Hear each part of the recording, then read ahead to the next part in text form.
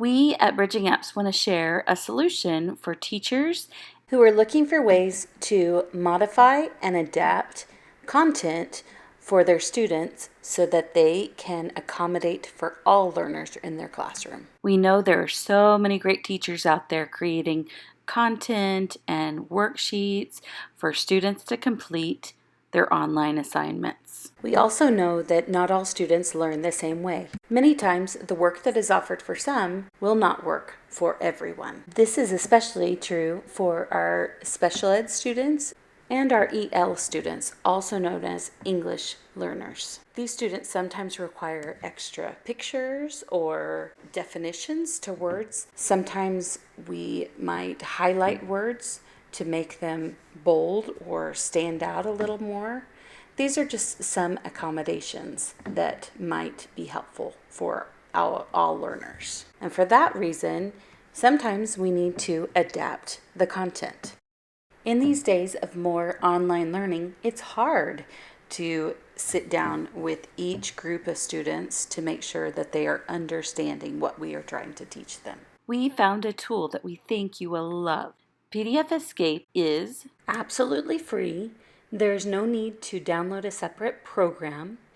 It is very simple to use. You just open up a browser, go to the website PDFescape, and upload your file.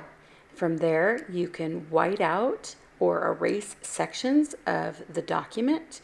You can add images, you can make highlights, and even add sticky notes to share important key terms or vocabulary words.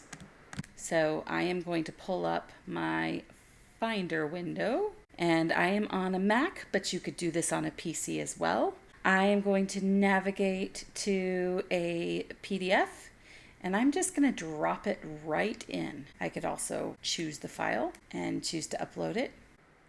Once the PDF is uploaded, I can start editing it. Let's start with the whiteout feature, which allows me to get rid of certain portions of a page.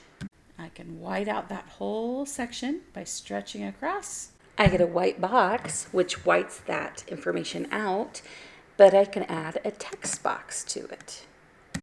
I could change my font size, and I can bold. I can also change the font itself so that it looks similar to what is already in my PDF. Another great thing is I can add images in there, and this is huge.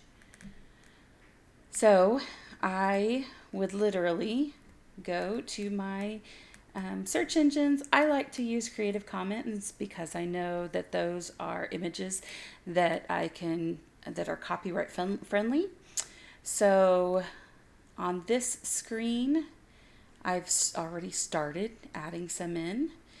Do you think an ocelot can live in a desert? Well, you probably have some students that aren't quite sure what an ocelot is. So I could go type in ocelot in my search bar, choose the image that I want.